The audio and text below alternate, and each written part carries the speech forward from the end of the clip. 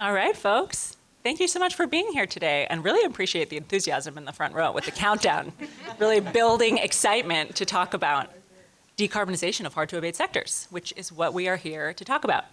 I'm Selena Elmer. I will be moderating the session. I'm a senior program manager at the Aspen Institute Energy and Environment Program team on the Ocean and Climate Group, joined by a wonderful panel of experts here who are going to share their wisdoms about the work that they're doing to help tackle this difficult challenge. And before I turn over to the panelists to introduce themselves, just wanted to start by setting a little bit of context to get a level set around what we mean by hard-to-abate sectors. So generally what that means is the emissions associated with these sectors are very difficult to abate, either because they're prohibitively expensive or technically very infeasible or impossible to abate with the technologies and fuels that are currently available at scale on the market.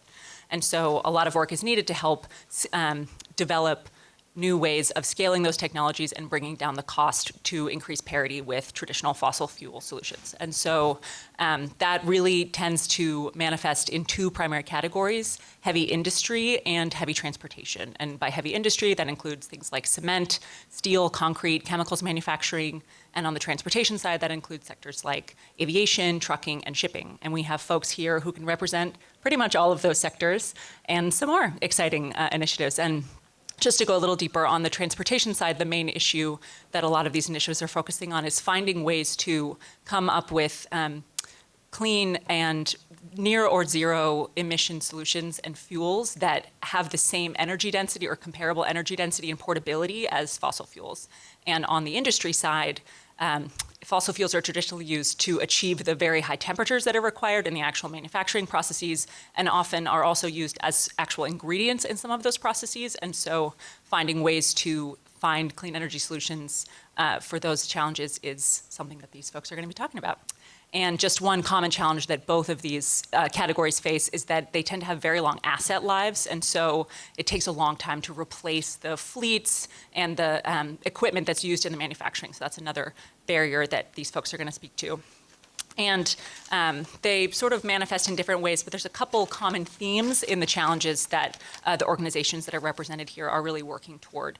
One, as I've mentioned, is the high operating and capital costs associated with alternative solutions. Another is a lack of committed offtake, which is, end users committing to purchase the zero emission solutions, which is one of the major things that's needed to sort of anchor the value chain and make the business case. Another piece that's related to that is a perceived lack of willingness to pay for those green premiums associated with the zero emission solutions, which many of the folks here today, spoiler alert, are going to talk about. That is a perceived lack of willingness to pay. There's also large and disconnected value chains associated with the production of these goods and the movement of these services, which can make it difficult to sort of pinpoint a specific solution. There are many players involved. And finally, there's often lack of clear policy support for zero emission policy alternatives and solutions, and often a very complex regulatory landscape, which can sometimes provide mixed incentives.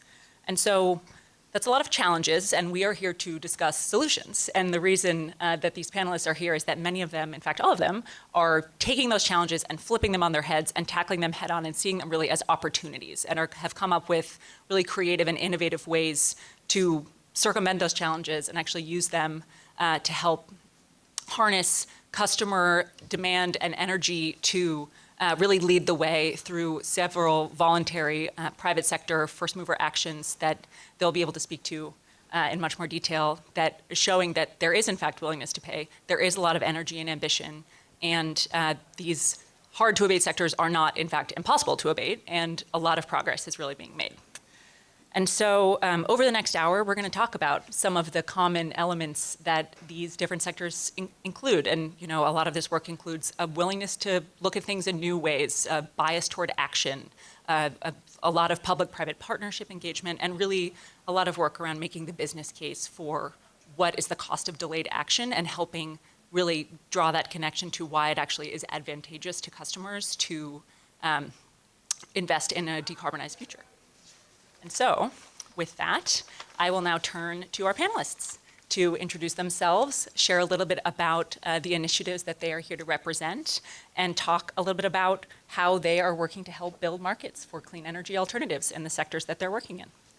And we will start with Kim Carnahan, the CEO of Neoteric Energy and Climate, and also has some new initiatives in the hopper that perhaps she will share with us. Always a lot going on.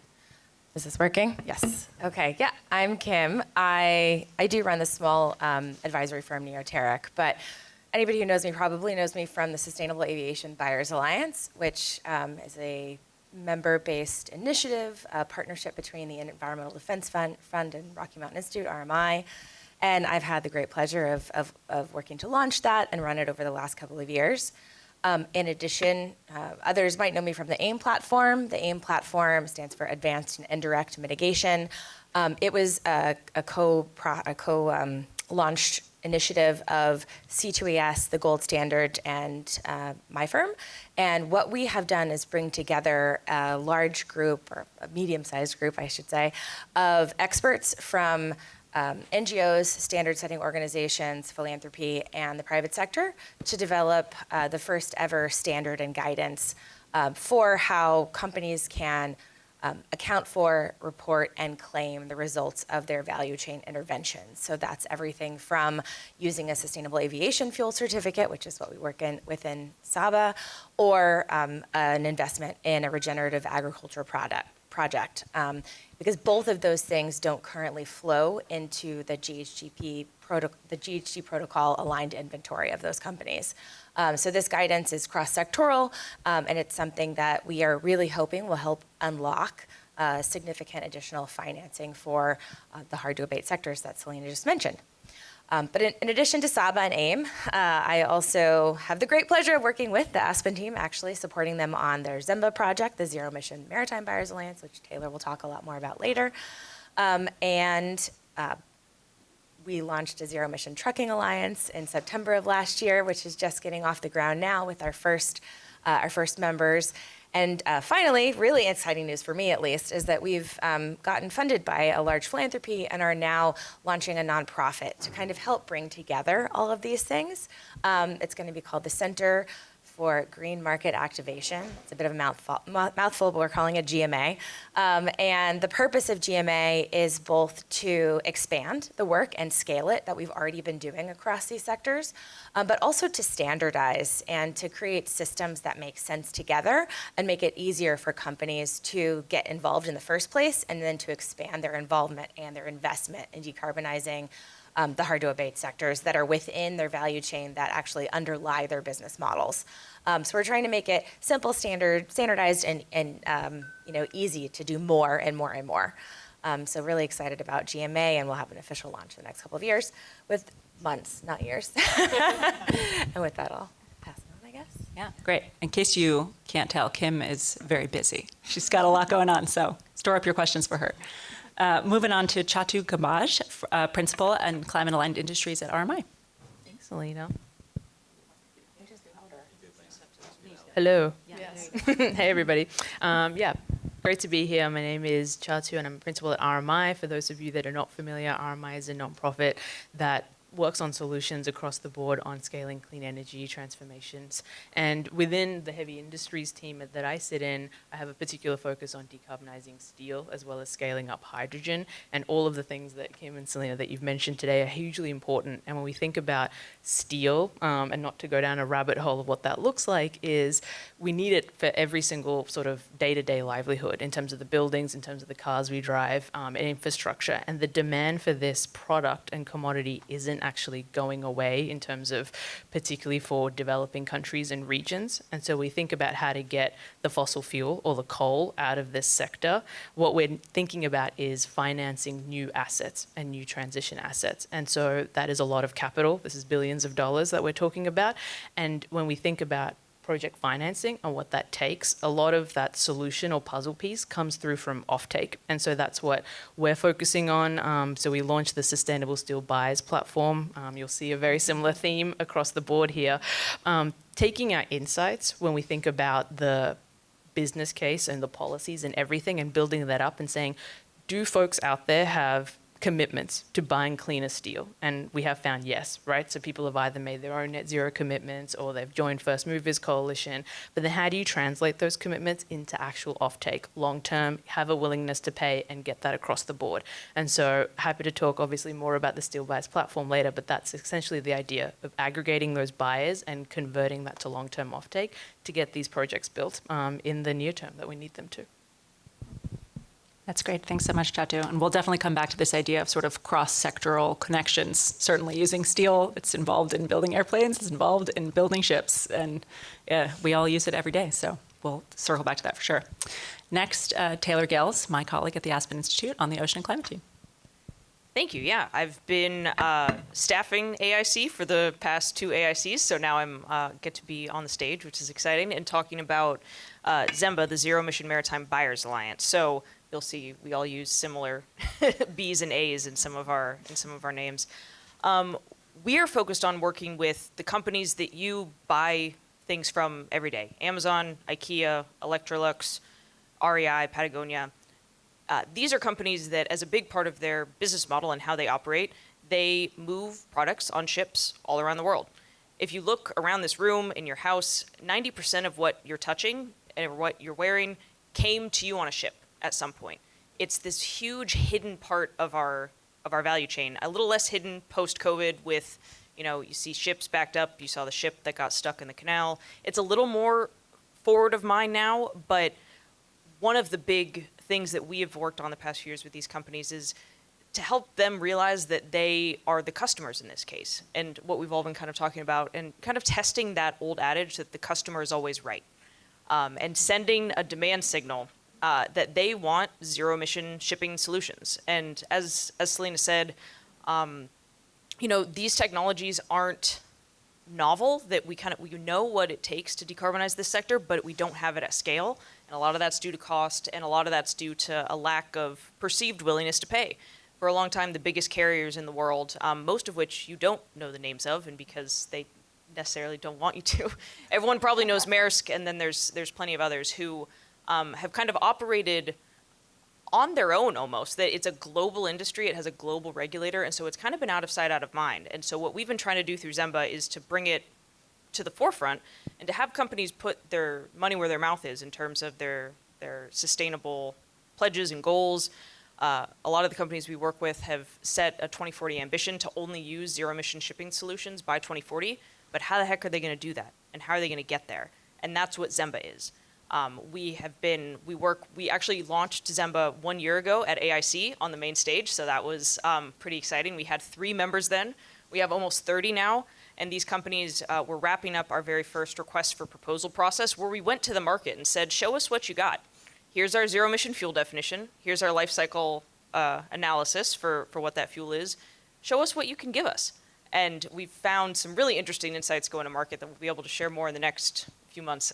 But it's been really exciting to get to bring this industry that's been kind of in the back, like steel is, and like renewable energy to a degree for a long time, to the forefront, and have these companies really figure out a mechanism to invest their dollars. And that's what we've been trying to build, and it's really exciting. It is exciting. I can confirm, as someone who also works every day on ZEMBA, I'm a little biased, but I'm very excited by all of these initiatives. And we'll close out our intros with Mark Porter, who's the Vice President of the Transaction Acceleration Group at the Clean Energy Buyers Association, CEBA. Selena, thank you. Good afternoon, everyone. Chats, Kim, Taylor, thank you. It's a pleasure to be here, standing on the shoulders of giants. So, my name is Mark Porter, and I work for the Clean Energy Buyers Alliance. So if you wanted another 4-letter acronym or 5-letter acronym, we have CEBA. And I feel really for me, I think the key takeaway here is that a lot of the solutions we're talking about require quite a lot of electricity. And if that electricity isn't clean, we've just passed the problem to a different point in the supply chain and the ecosystem. And so we need clean energy. And the grid itself is not going to magically become clean and green overnight, or even especially well connected overnight. And so CEBA is really trying to kind of make that magic happen, if you will. We have a dual theory of change, putting an NGO spin on things. So we feel that from a top-down perspective, we can help influence policy, regulation, legislation, rules, all the rest of it. We can help to open new or defend existing markets.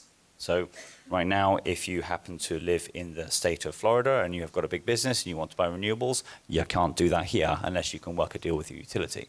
Other parts of the country you can. And so it's not a kind of a complete landscape that we have all the options, a bit of a patchwork quilt. It would benefit all on every level, pretty much, if that would change. And then there's also not getting complacent. So there are markets that are under threat from essentially regression. And so we want to try and help make sure that those at least don't go backwards and ideally progress. And then there's a play around helping buyers, sellers, and intermediaries, but especially on the buyer side, really understand the space. So how do the transactions get put together? What are the risks and how are they changing? Taylor, you made the comment about how kind of the buyer is always right, and I would say in the renewable electricity market, the buyer was always right until about 2019. And then the balance of negotiation power shifted. We have essentially a seller's market like you do in real estate, and now the buyer isn't right. Now the buyer has to kind of take some terms, and they have to wear different types of structures and risk because they do not have the upper hand anymore. And so I've been at this for about 10 years or so, almost 10 years with this organization, and in renewables for previous many. And this is it's still a bit of a brave new frontier. Here in the US and certainly in Europe, we've had renewables being kind of deployed for quite a long time, but under quite different structures. And as we know we need to scale and essentially hit a zero grid about yesterday. It's about the timeline we're looking at. And we are not near that line, unfortunately. And so the work of, I think, of everybody here, and CEBRA included, to try and drive that message forward is imperative right now, to try and essentially move faster, certainly than business as usual, and even some of the aggressive policy cases that we see out there, if we're actually going to make sure that the technologies that are being deployed for all the hard-to-abate industries are actually going to have a carbon impact that we quite honestly need to have, and we need to have it quickly. Thank you, Selena. Yeah, thank you. That's a great kickoff to helping frame around Why I'm here. how important it is to bring the whole value chain into the conversation. You don't want to just pass the buck away from your particular node of it to someone else, because ultimately that buck just keeps on being passed, and that's not actually the way that you craft durable solutions.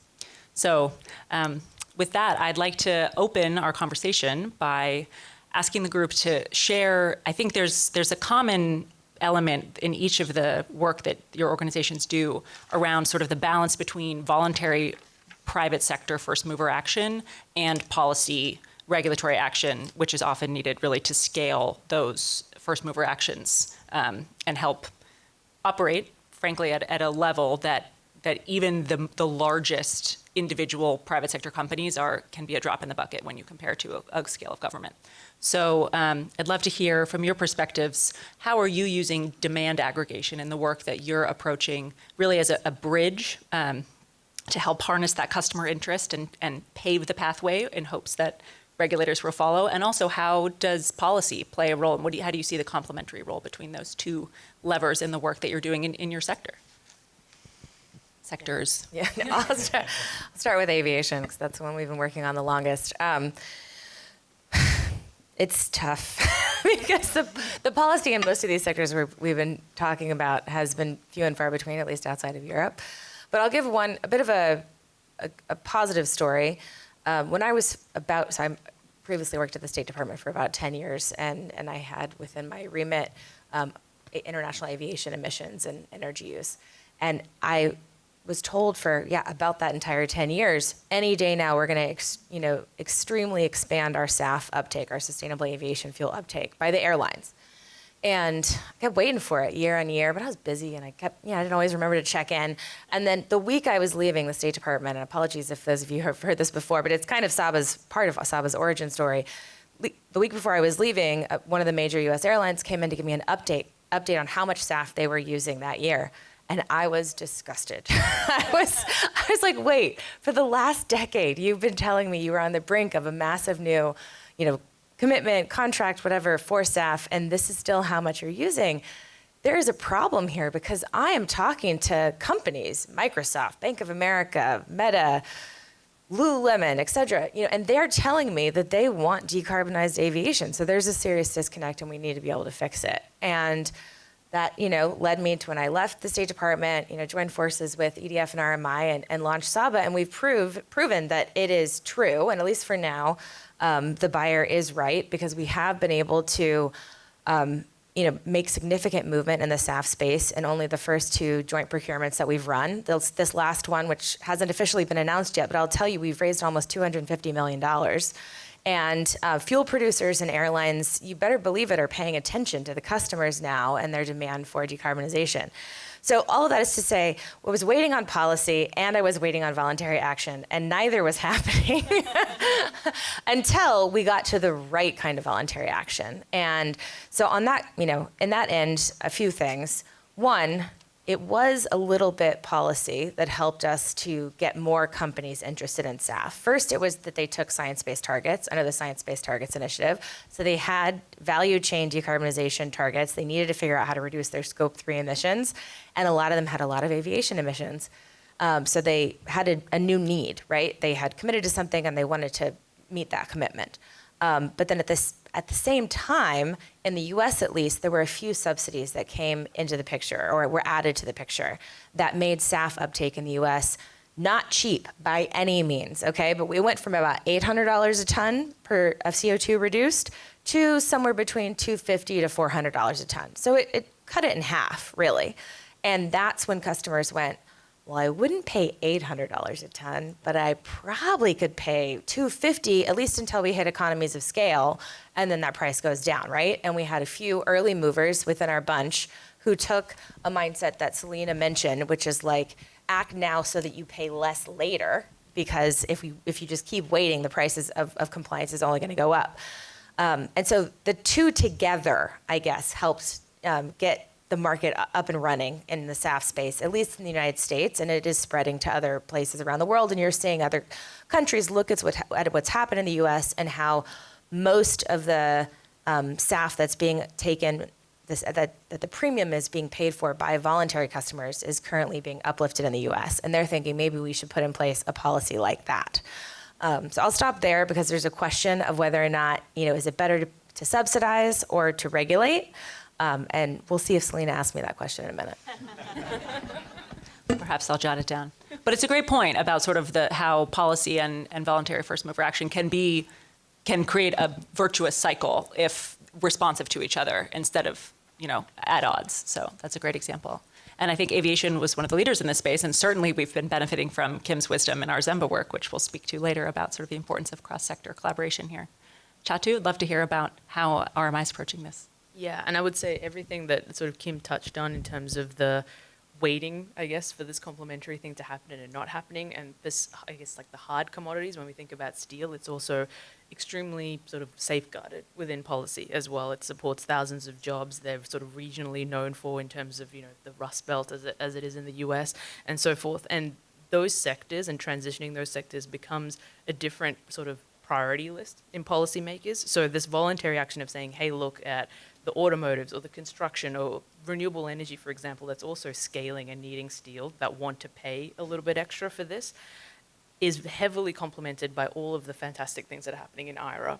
If we think about what it takes to decarbonize steel in the near term with, let's say, green hydrogen, you need a price point that's less than $1 a kilogram, which is extremely cheap. At the moment, it's sort of over $5, right? And so with production tax credits and other incentives that have come into place, it closes it, but it doesn't close the gap completely. And exactly the point of saying, well, some people, right, that have a Scope 3 commitment, that it's a little bit more interesting and it can sort of, change the conversation. And that's the first buyers or the first movers that we're trying to capture to move these steel facilities, which again, as I mentioned, are long lifetime, billions of dollars, and then also need the upstream support. Other things that policy are kind of coming into play that we're seeing perhaps from Europe in terms of the direct subsidy, where they want to protect some of these assets because of the other regional opportunities that are there. And so that could be a buyer of last resort when we think about steel. So if someone doesn't sort of take all of the steel, the millions of tons that get made, governments can also be commitment to that price. There's buy clean policies that are also in effect in the US, particularly for steel and cement. And a lot of these are more around pushing the type of investment that we need. So there's, I would say, various ways where efficiency measures and other things, which we love, can bring down the emissions for these sectors. but there are investments in terms of complete asset changes that need to happen for deep decarbonization. And so I think spending that dollar for those technologies is really where you sort of have to have a critical eye, and voluntary action plays a huge part in that. And there's a lot of education that NGOs and others do in that space to say, hey, that's great if you spend it with this, but imagine if you spent it on hydrogen, or imagine if you spent it on this type of technology that could then have sort of multi-decade effects in the climate, and that's really exciting. And one thing I want to come back to that you mentioned in a later question is around Scope 3 targets and sort of helping ensure that the buyers who are sticking their necks out and putting their money where their mouth is can get credit for that. And I know certainly Kim has thoughts on that. I'm sure the rest of you do too. Thanks. Taylor, love to hear how Zemba is thinking about this demand aggregation policy nexus. Yeah, Selena and I actually have a colleague right now who's in London at the International Maritime Organization, which is the global regulator for shipping. And so shipping, like aviation, is lucky in a way that it has a global regulator, but also if you've ever seen two people in a room trying to come to a decision about something, imagine every country in the world trying to come to a decision about something. And it's maritime. And so the people who go to the IMO, sometimes it's the environmental ministries, sometimes it's the transport ministries, that you have people speaking different languages to each other there. The IMO just last year released its updated greenhouse gas strategy, where before last year, they weren't even committed to getting to zero by 2050. So shipping has been behind for a while, and is starting to, I think with private sector and public sector pressure, kind of moving itself forward slowly. And when the IMO acts, it can change the way that the world works. Right now, most of the ships around the world run on like the sludge at the bottom of the barrel because it's the cheapest and it's the easiest way to get things around. And we haven't seen a major transition since we changed from wind power. So this is just as huge of a transition. It's a different way of building ships. It's a different way of buying fuel. It's a different way of, you have to work more long term, like we've all been saying, that it used to be a lot of stuff in shipping has happened on a spot market in the past, that you could just buy quickly and get what you need. But to get the fuels that we need, which are, no surprise, green hydrogen derived fuels are the most likely for the deep sea shipping, the big ships that go across the ocean. You need longer term offtakes because these are, big risky investments. And so that's what we're trying to start doing through Zemba, is to kind of stretch out that willingness to pay over a longer period of time to help incentivize those upstream investments that need to happen. Because ships that are put on the water today will be on the water for the next 20, 30, 40 years. There's a ship in the Great Lakes, which I know is not international, that still runs on coal. That, we use these assets until they run into the ground. And so, that's where we get into the collaboration with, well, can you build them with green steel too? But what we're focused on with Zemba is that fuel part of it right now. So how do we use renewable energy to make the green fuels that then go into fuel the ships? But it can go so much bigger and broader than that. And shipping can be such a good long-term, reliable off-taker under the right circumstances for some of this fuel. And so it has to be a balance between the companies that we're working with who are willing to pay more now to get emissions reductions. We have to make sure they can claim them. And that's what we're working on with Kim because, they're sticking their necks out. And then how do we push policymakers? There wasn't, beyond the IMO, the EU just last year or 2 years ago has rules now around shipping. It doesn't really exist anywhere else. Shipping emissions are not regulated in any other way. So it's slowly changing, and the US is slowly getting there too. But other than the EU system, which is now just starting to get implemented and tested out, we don't really know how it's working yet. So it's, we like to call Saba and Zemba sister initiatives, and they're the big sister that's a few years ahead of us who are helping pave the way. And so we're hoping to find some of these same balances of like, when policy comes in, that's putting some incentive to help, lower prices, and then the private sector moves. And so it's kind of just everyone's taking one baby step at a time, and private sector's looking at public sector like, what are you going to do? And then the other way around. So it's chicken and the egg, which I'm surprised no one else has said yet on this panel, because it is the idiom that I hear most in my day-to-day life. I can confirm that from our staff calls.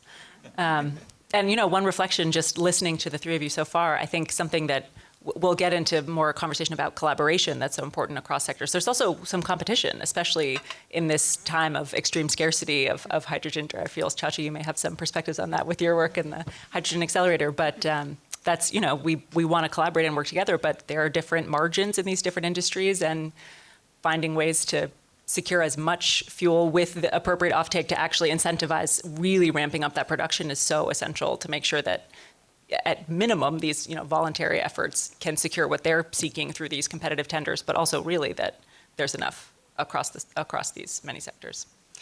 So Mark, to close out this conversation with you, as you mentioned, your SEPA is a little bit of a different approach here.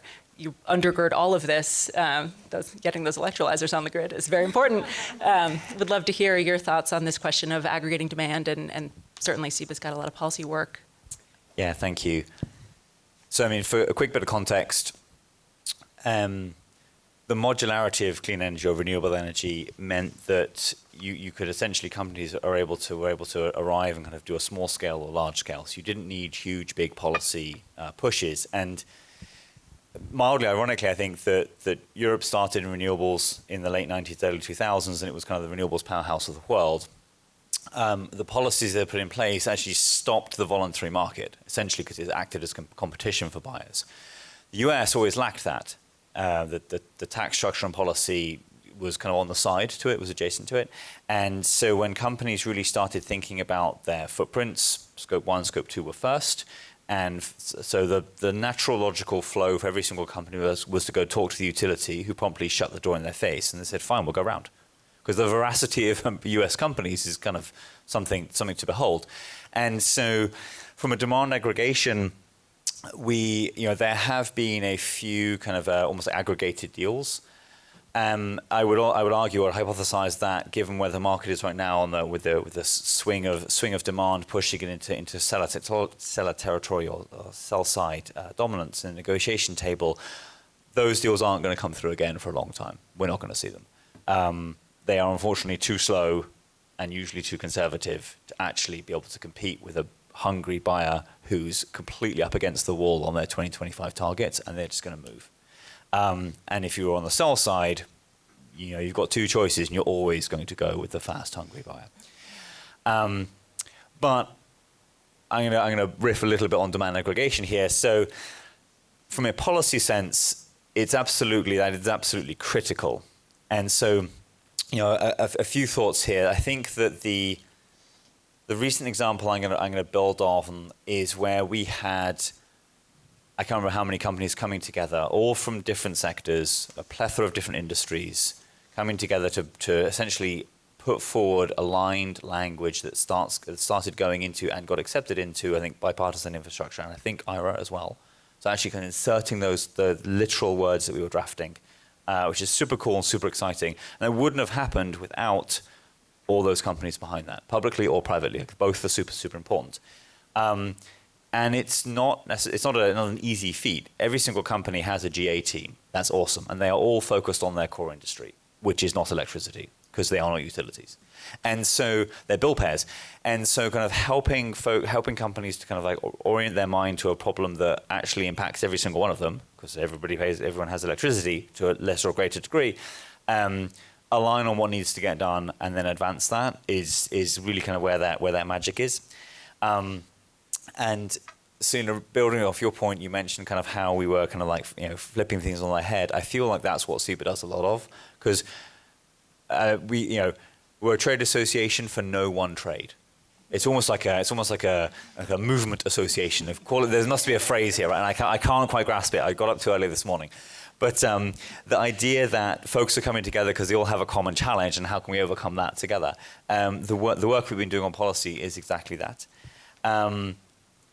And I mean that we've done this at the federal level, and I think that it's absolutely vital that companies are part of that conversation and stay so. And sometimes it's important to have logos on a letter on a page going in. We did this. We were lucky enough to do this recently. We had about 45 or 50 or so folks talking about transmission reform needs, permitting acceleration, because that affects companies of a couple of different sides. A, they can't get clean power, so their scope 2 targets are kind of up the creek, and then also they can't get connection into new facilities. So if you are perchance a hyperscale data center company, you need 1,000 megawatts worth of supply into a new facility. And that's most utility folks you go talk to are falling out of their chairs, climbing back on again, and then starting to wonder how they're going to do this. You're also competing with other utilities for utility kind of systems level grade infrastructure to bring the power into your building. If you are a hydrogen, if you want to produce hydrogen, you've got to have electrolyzers, you've got to have supply, all that sort of stuff. That's a huge part of this. And the voice of the customer isn't really in those conversations usually. It's utilities, it's regulators. There are definitely interveners and there are definitely exceptions, but they are the few, not the majority. And that's kind of been the way of electricity policy since we had an electricity market. And so that whole demand ag, if I blur the meaning of that a little bit, is crucial if we're actually going to stand a snowball's chance in hell of getting to where we need to be anywhere like on time. It's a great point. Thanks. And I think one thing I'm reflecting from all of your comments is that for many of these companies, you know, some of the largest and most sophisticated have whole sustainability teams. They have advanced emissions inventories. They really have a handle on, you know, they've got a lot of resources to mobilize. Some of them have one sustainability person, if that, or it's their logistics groups that are trying to figure out how to navigate this world. So I'd love to hear sort of from the work that you've been approaching this work, how are the organizations that you work with providing a service to these companies? How do you make it as easy as possible for them? And what do they need in order to sort of be brought into these conversations? And what has resonated with them in the approaches that you've deployed thus far? And this could be a lead-in, Kim, perhaps to the carbon accounting question, if you wish. They need so much. So first and foremost, they need to know that this kind of a solution exists, right? Because they have the problem of the problem. I love SBTI, so I'm not knocking them at all. But they have the problem of having a science-based target that they have currently no way to meet. And so when they learn we exist, or Zemba exists, or some of these other nascent Scope 3 buyers alliances exist, they're immediately interested in finding out more. And so that is definitely, a service. They had a problem and we're solving it, right? So that's a service. But beyond that, we often, and that's the one sustainability person, they knew they needed us. But the rest of their company, and especially the guys who men or women who sign the checks, nobody really signs checks anymore, but you know what I mean? They don't, what? You're buying an environmental attribute certificate for aviation? Why? We don't own and operate airplanes. We don't want fuel. So there's a lot of education that we as alliances do up and down the chain, including with sometimes the CFO, the CEO, to get them comfortable with the lawyers, goodness knows, to how much time do I spend on the phone with lawyers, explaining to them what does this contract mean? So educating within their companies is huge. And then I'll say three things and I'll let other folks handle the rest. We do joint procurement. That is not something we even really started Saba necessarily planning to do, but we had one company say, can you just help me buy this? I don't know how to read these contracts. I don't know how to evaluate the fuel to make sure that it's truly sustainable. And so we did a teeny little joint procurement that ended up being pretty big. And then that teeny little joint procurement turned into what is, by all accounts, a pretty darn big joint procurement this second time around. Still, with our training wheels on. And I can only imagine what the next one will look like. And in that procurement, we solicit the bids, we evaluate the bids, we have way too much back and forth trying to understand what the heck their proposals mean, say, how are they meeting our requirements. And then we write the contracts, negotiate them, and then handhold every single one of our customers through the process of getting their companies to sign them. And then we follow it through until their attributes are in their accounts in the registry. And then we do it all over again. So the point of us starting the Green Market, the Center for Green Market Activation, is to make that easier over time. So one, there are more companies out there and individuals who just already know the drill, right? So it's like renewable energy buying is now, but for all of these other sectors as well. So creating that system is also kind of a service, a standardized system whereby they no longer have to teach their CEOs or CFOs about every different sector that they're trying to reduce scope 3 emissions in. They can say, you remember, it's just like Saba, but for maritime or steel or cement and concrete or what have you. So I think that's a big thing as well. I'll just touch on the SBTI issue because I'm a huge fan of SBTI. As big a fan as I am, they have this gap in their guidance that is now, after it accelerated the process, after it, catalyzed all these companies going out and looking for ways to decarbonize their value chain, now it's holding it back because they haven't yet given us a way to account, report, and claim the results of actual value chain action. And so for every 10 companies I talk to about joining Saba, 9 say, call me back as soon as SBTI says it absolutely counts towards my target. And so I can only imagine if I was able to say, yep, it counts, we wouldn't have raised $250 million this year. We would have raised, $1 billion this year. And I'm not exaggerating, right? It's really a huge difference. We did a survey, willingness to pay, and this was before RMI is actually doing a much more extensive survey now. We just did a little one with a few of our members in a few other sectors. And the average increase they said they would make to their buys was 67 times, not 67%. So whether that's true or not remains to be seen, but it's definitely more than double, right? It's definitely more than triple, quadruple. They would buy a lot more. They would spend a lot more money decarbonizing their value chain if SBTI would just say, yep, it counts. So that's what we're doing right now is we're talking with SBTI, GHGP, trying to work out a system that they can support. This is the work that we do under the AIM platform. And it's going well. I think we're on the right track. I think we're headed in that direction. But that's, but our members ask me every single day. The Zemba members ask us every single day.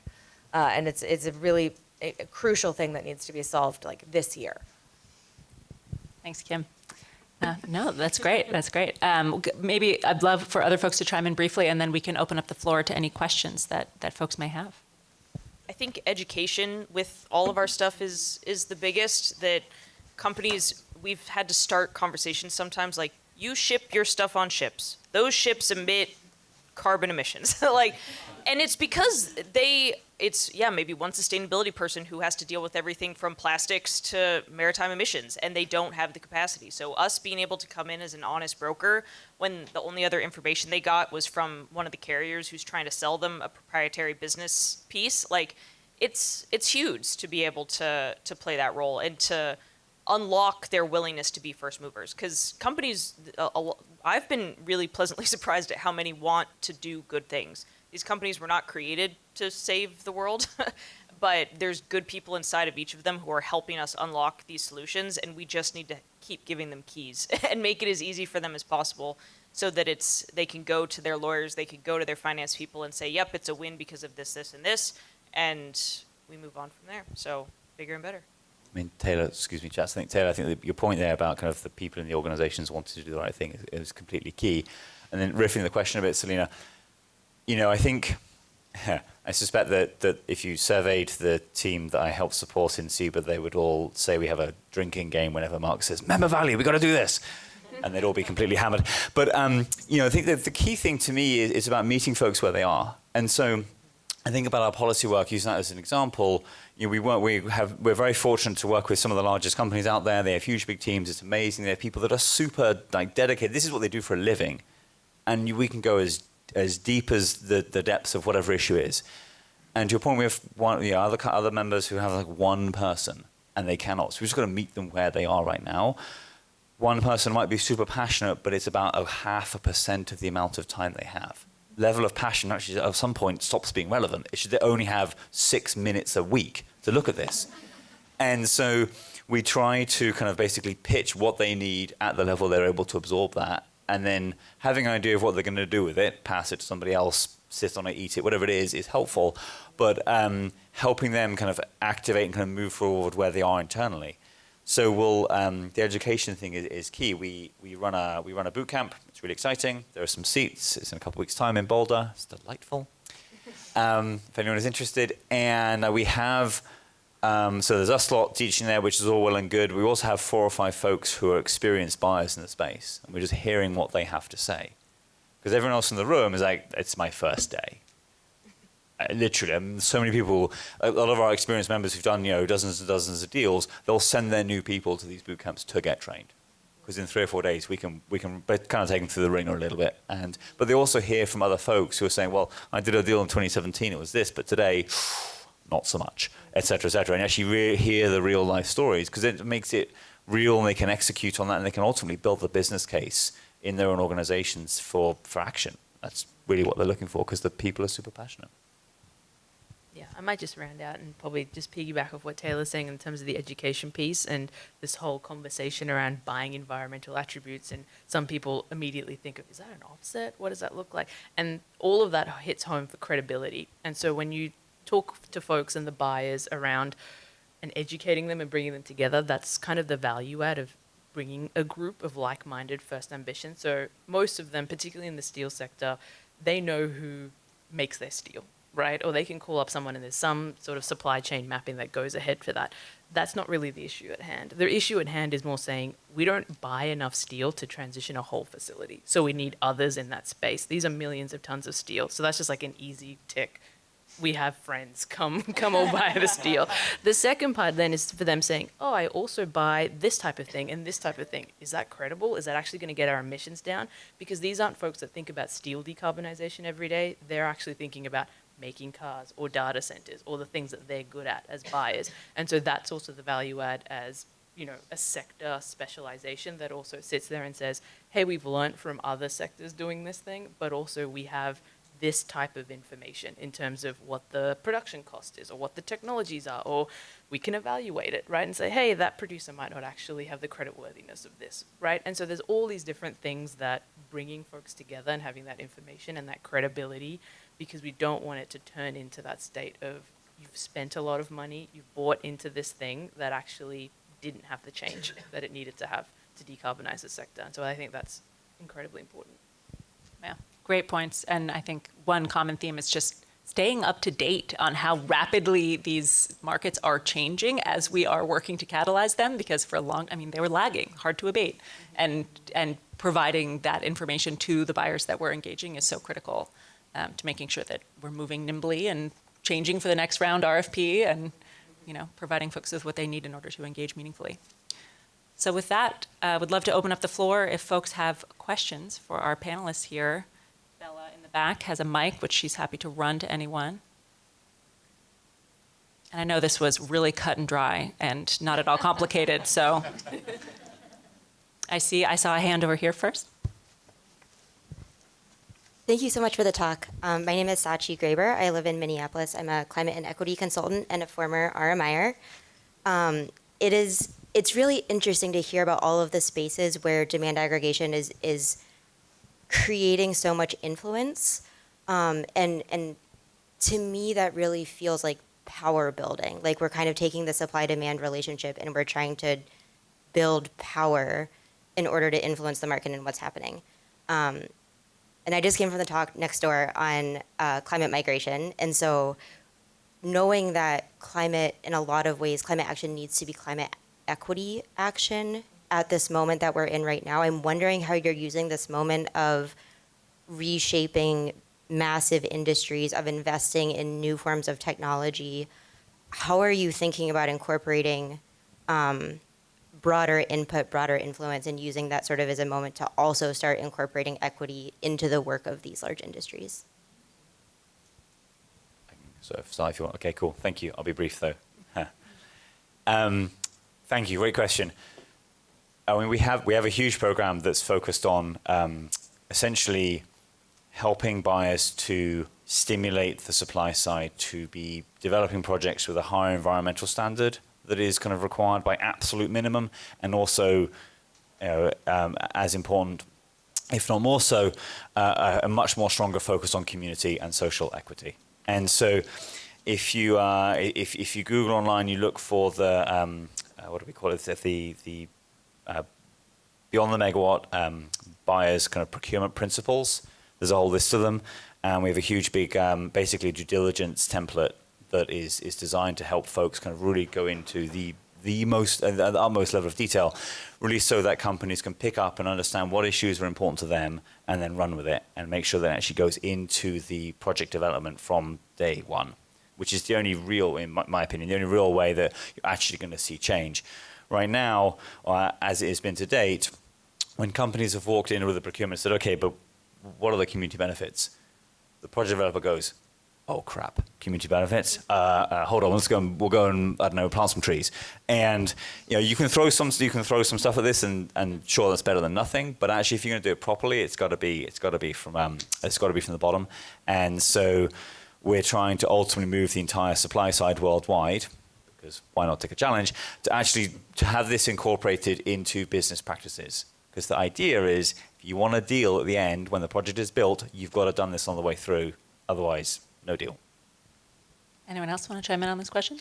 Well, I might just have I was going to say, I was also in that talk next door, and it was incredibly sort of enlightening to think about the jobs aspect in all of this. And I think that's the opportunity that gets touted a lot in terms of green energy, green jobs, and transition. But when you think about, particularly in steel and the Great Lakes, and being sort of the bed of tens of thousands of those jobs, and what does that mean? So when we think about project evaluation, Mark is completely right in terms of engagement means all the way through, not just from at the end, when what does that actually look like to give some sort of CBA or a benefits agreement. But when we think about which projects actually have co-benefits for the regional communities, so jobs aside in terms of water quality, air, etc. And so I think that becomes one of the advantages, I guess, of having the sectorial expertise in a buyers alliance, because sometimes the buyers want to do good, but again, it's not at the forefront of what they're thinking about either. And hand up here. Hi, thank you. I'm Marissa Zuzalak. I work for FEMA, and I'm kind of jumping on to her question, just adding to it. Is there a consideration, or is there currently underway private-public partnership to kind of raise it up to a national level to take advantage of like the Inflation Reduction Act, the Buy Clean, the initiatives? So I was kind of curious if you could talk to any of that level of like national partnership to kind of elevate the Buy Clean initiative.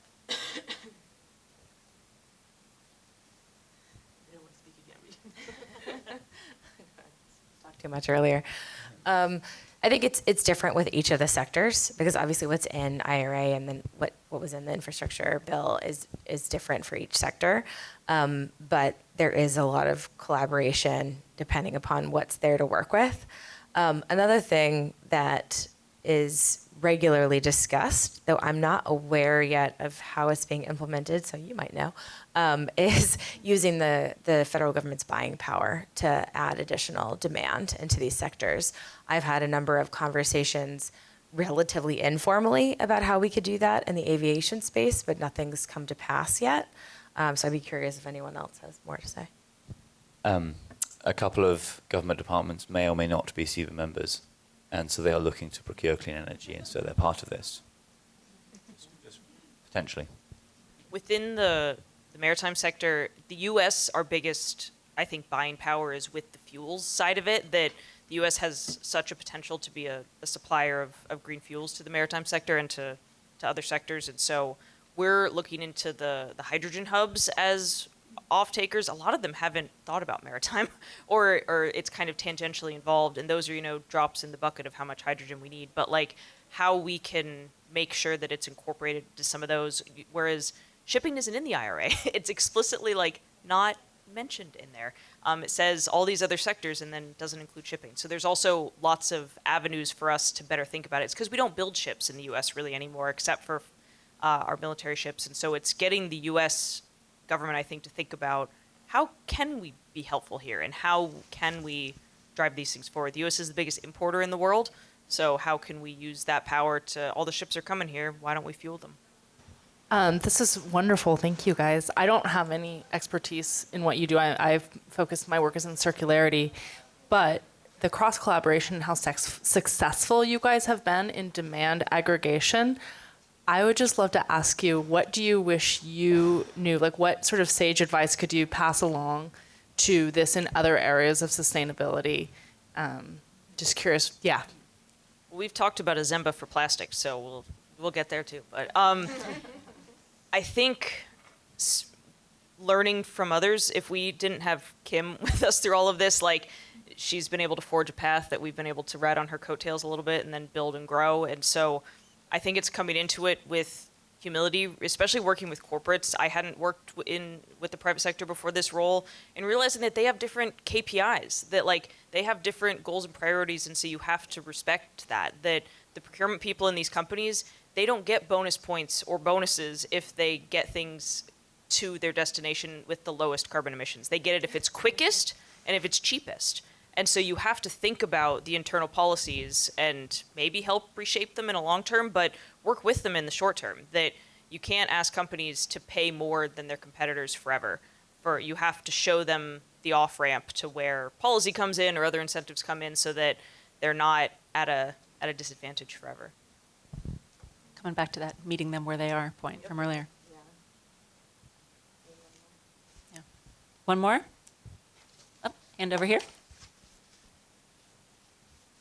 Hello, my name is Karina Hernandez. I'm an Aspen Future Leaders, I'm part of the Aspen Future Leaders Conference. And I just wanted to ask, just because we are young in this space, we're still learning, and I wanted to ask if there's any resources that I could do my part in sharing with my Future Leaders Fellowship in regards to how we can learn more about this aviation sector, as well as shipping, and what we can do to address it. We have a website. Opportunities. Yes. We have a website, cozev.org, cozev.org. We've put out a short video to help explain our Zemba process. A lot of it is just because this is deep, and it's not what I didn't learn this in grad school. This is not what we covered. This is not what, and so I think it's also the willingness to like. These topics I think have gotten sexier over the past few years, but they weren't necessarily, and so just being willing to try new things and learn new things and like see how your path, you thought it would go one way to help the world, but it might go a different path. I now know way too much about ships, and it's it's a great thing. We also have a website, it's flysaba.org. But one thing I was going to say about the work we're doing, the work I think all of us are doing pretty much, apart from renewable energy maybe, because you can, go to your electric bill and see if you're paying for renewable energy or signed up to the electric or the renewable energy option. And in many cases, you can sign up for that. We don't have that yet for SAF in particular. They might be offsets or like a fund you can pay into on certain airlines' websites. But what we would like to, a point we'd like to get to is where you can actually just support enough SAF to pay for or to support the decarbonization of whatever flight you as an individual are taking. I would say that that's probably coming in the next few years, but we're not there yet. For now, we're still focusing on the really big buyers of corporate travel or transport of goods. But we're heading to the kind of average person. So that the flight I just took from DC to Miami, I could have taken action to make sure that it was fueled with SAF. Even if even if SAF isn't on the airplane, I'm paying for SAF to be put in some airplane somewhere. And that's the kind of system we're building. And there's no reason why it can't apply to everyone. It doesn't need to just be for big companies. Well, I think we're out of time, folks, but please join me with a round of applause for our excellent panel.